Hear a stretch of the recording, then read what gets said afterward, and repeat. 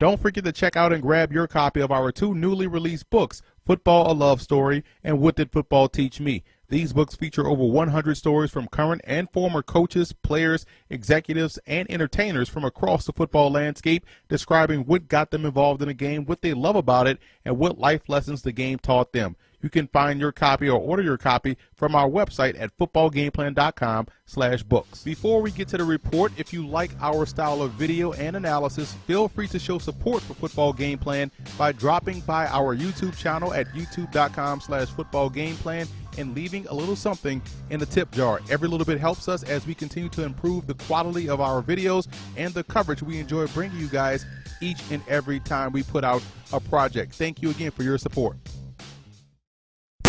Shall we begin?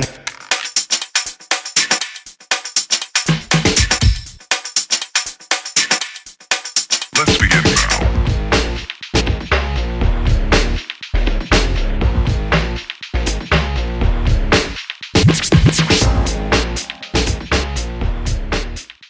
The Titans own the #1 overall pick, and I'm big on 2 things, and it involves answering the following questions. Can you score the ball, and can you take the ball away? You can't do that as an offensive lineman, so I went with the edge rusher out of Eastern Kentucky in Noah Spence. Spence gives your pass rush a much-needed shot in the arm, which in turn helps your defense get off the field quicker and puts the ball back in the hands of Marcus Mariota and that Titans offense.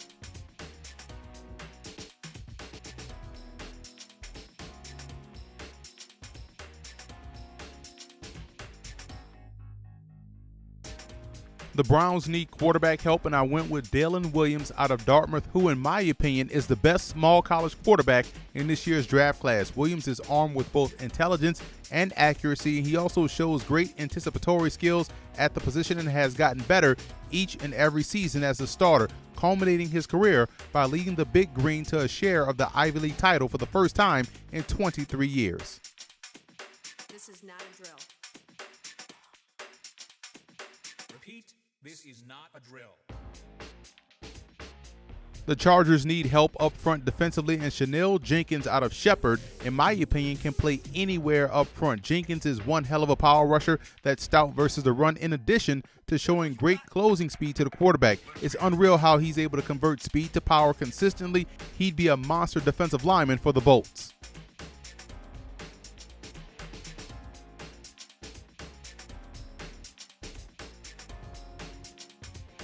I think the Cowboys have to add explosiveness to the backfield, and Illinois State's Marshawn Colbridge provides that, along with game-breaking ability both as a runner and also as a receiver. He reminds me a lot of Doug Martin of the Tampa Bay Buccaneers, and Colbridge is a guy that's good in pass protection. He's a 3-down back with a complete game.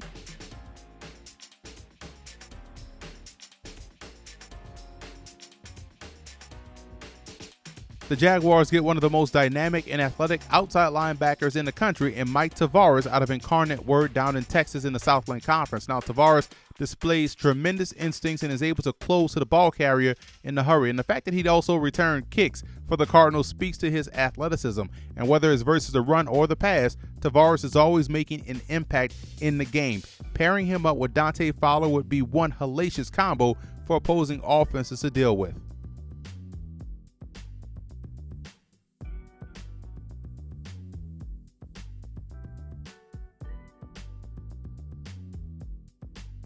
In my opinion, the Ravens have to get better on the flanks, and I think Paul McRoberts out of Southeast Missouri State gives them a player with consistent and reliable hands that's able to get open on a consistent basis. You see the word consistent is common here, right? Not only was McRoberts that during his career at SEMO, but also throughout the week of practices at the Senior Bowl.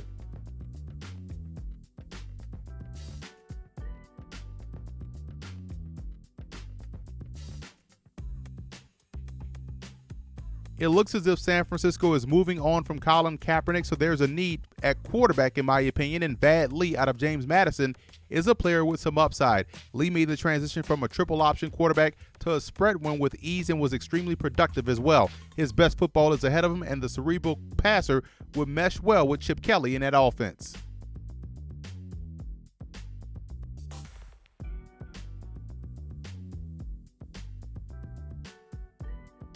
The Dolphins bolstered their secondary with Southeastern Louisiana's Harlan Miller, who put on a coverage clinic down in Mobile at the Senior Bowl, and Miller also made numerous plays for the Lions in the Southland Conference. I'm a big fan of his ability to thrive in man or zone, off or press. He'll help strengthen the Fins on the back end.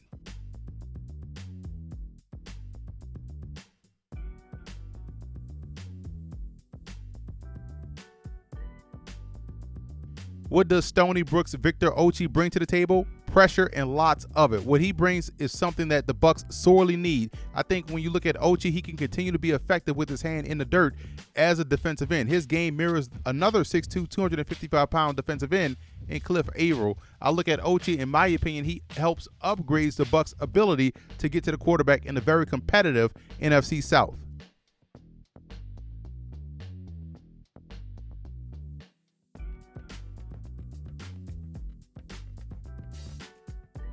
I'm a big fan of Javon Hargrave's game. The 6'2", 295-pound defensive tackle out of South Carolina State is lightning quick off the ball while showing a wide array of ways to get to the quarterback. Hargrave dominated the MEAC throughout the course of his career, was unblockable at the East-West Shrine game, and held his own on a short week at the Senior Bowl. I think he'd be a star from day one for Big Blue.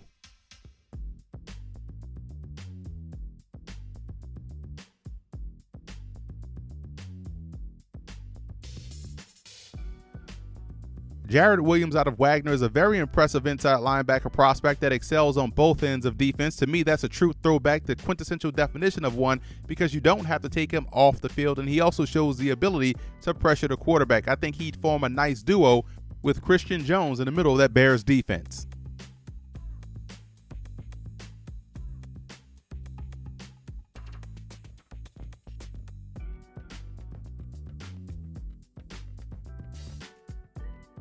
The Saints get help in the secondary with Anthony Williams Jr. out of Alcorn State. I'm a big fan of his versatility. Williams can play free safety or strong safety in the slot or out on the outside as a cornerback. He has the ball skills and instincts you want on the back end and is also a fantastic punt returner. The Saints need an influx of playmakers on their defense, and I think this would help them land a very good one.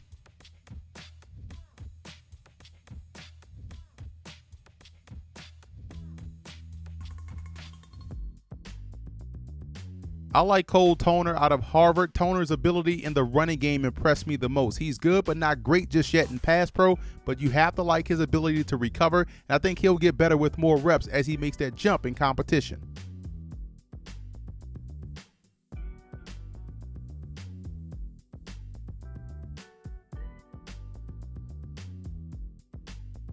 Losing Charles Woodson to retirement this offseason, I've added another combo guy in Denzel Thompson out of Southeast Louisiana. Thompson can play either corner or safety, and at 6'3", 200 pounds, he can match up very well versus the bigger wide receivers and has enough quickness and technique to match up versus the smaller, shifty ones. Now, Thompson will be a huge steal, in my opinion, wherever he ends up.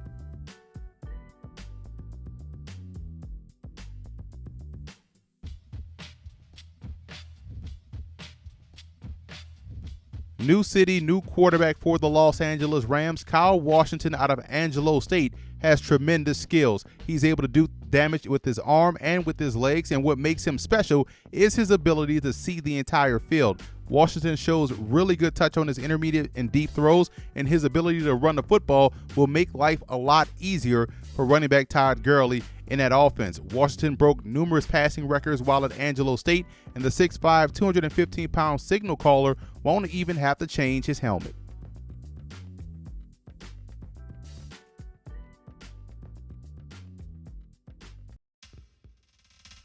Kelvin Johnson's retirement put the Lions in a situation where they're going to have to bring in some young talent, and Duquesne's Chris King is a terrific wideout that's able to make the most difficult catch look very easy. His ability to win outside with consistency will be a good complement to Golden Tate. I think King's game reminds me a lot of Greg Jennings.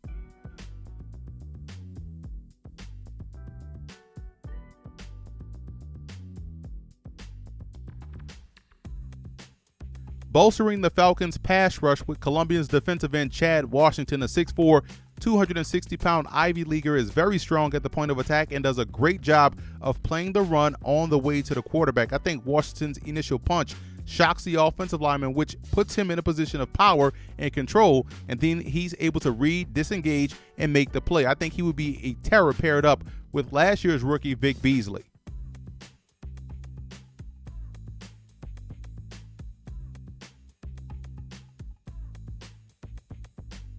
I think it's important to get help on the interior for the Indianapolis Colts with Fordham's offensive guard, Garrick Mayweather. Now, Mayweather has been an outstanding offensive lineman since his sophomore season, and it's no coincidence that many of Chase Edmondson's big runs came right behind big number 76. Andrew Luck and Frank Gore should be extremely happy with this selection.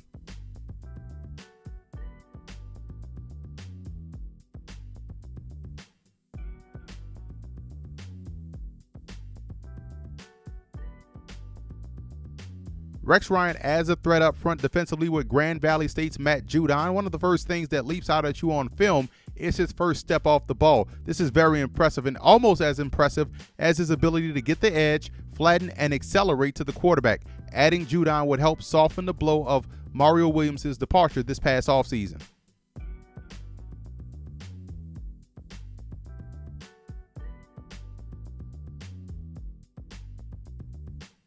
Deion King out of Norfolk State can play all three linebacker spots, and King led all of Division I, that's both FBS and FCS, in total tackles and tackles a game with 14.8. An All-American and the Buck Buchanan Award winner, which is given to the top defensive player in the FCS. King also can bring it off the edge and is an exceptional player in coverage. I think he's a complete player and would be a great addition to Gang Green.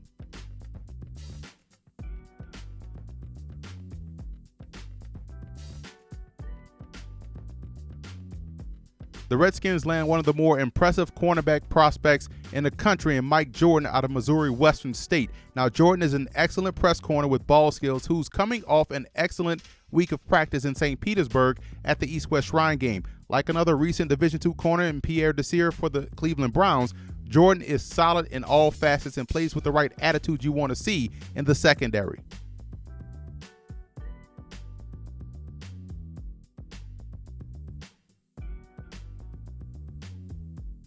The Texans finally land their quarterback in Carson Wentz out of North Dakota State. The two-time national champion should finally provide consistency and stability at a position where there hasn't been any since the Texans' inception into the league. Now, maybe you may say a guy like Matt Schaub has had some success, which he did, but then it all fell apart. But I think Wentz could thrive in Bill O'Brien's offense, and his ability to improvise gives defenses just one more thing to worry about. The ability to make it an 11-on-11 game is critical in today's age of football, and Wentz can definitely do that.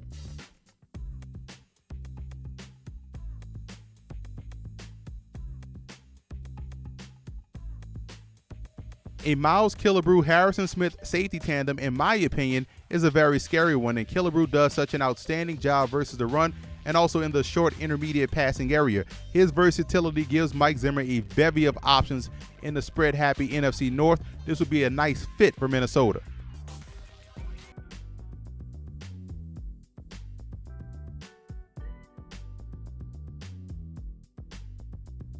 Villanova's Don Cherry can play all three spots at the second level, and I like him on the outside, either as a weak side linebacker or a strong side linebacker. It doesn't matter. Cherry has the speed, athleticism, and instincts to excel in the passing game and also play the run. He's another one of the big-time sleepers that I look for in this draft class.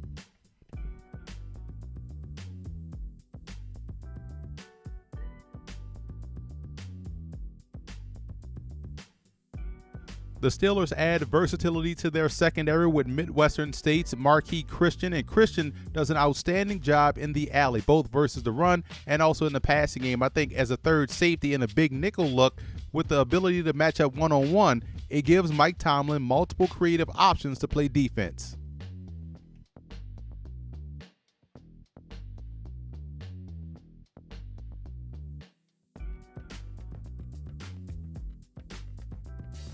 The Seahawks desperately need offensive line help, and they go the traditional route here with Joe Haig out of North Dakota State. And I say traditional because Haig isn't a defensive lineman that's converting or some super spark athlete, but he's a damn good football player with the ability to play both guard and tackle as a pro.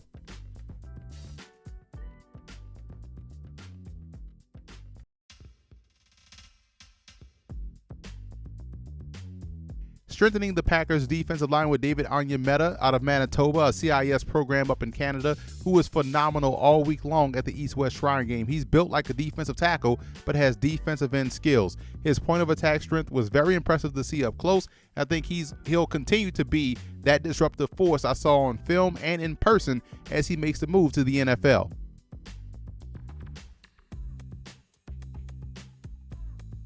Ugonna Arunye is a big-bodied defensive end with very good athleticism, and Arunye's body type and game is eerily similar, in my opinion, to Mario Williams. I think he's a scheme-diverse player that's capable of excelling as an end in a 4-3 or a 3-4 or as a defensive tackle. Either way, he's good to go versus the run or the pass.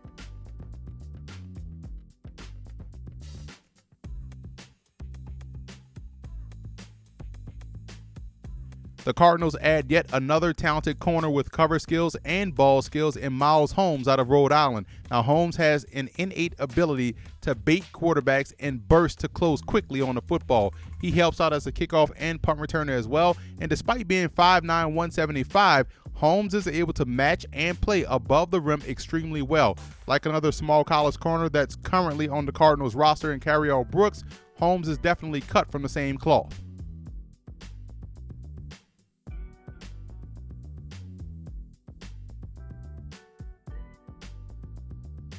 I could have gone with receiver, offensive line, defensive line with this pick, but I went in the backfield with Deshaun Mobley out of Eastern Kentucky. Now, Noah Spence isn't the only prospect coming out of that Colonels program this year. Mobley is a terrific runner with good burst and acceleration, and he's also an underrated receiver coming out of the backfield. And I think his addition to the Carolina backfield gives them a legit option at number 2 to pair along with Jonathan Stewart.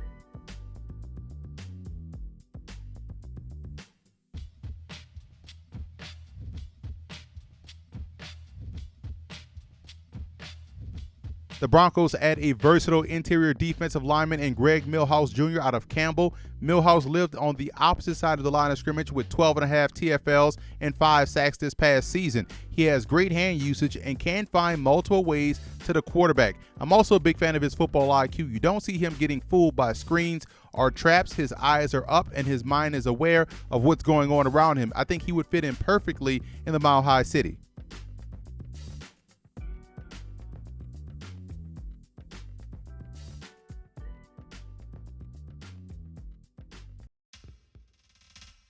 Moving on to the Patriots pick in round 2, tight end Tamarick Hemingway out of South Carolina State will be an ideal number 2 option to pair with Rob Gronkowski. Now, Hemingway is built like a receiver and moves and also catches like one as well. I think he'll find his way into an NFL weight room. He'll fill out his frame, which will enhance his ability to block, which is something he's capable of doing now, but I think it'll help him become much more consistent in that area. It will be a great addition to his valuable skills as a receiver.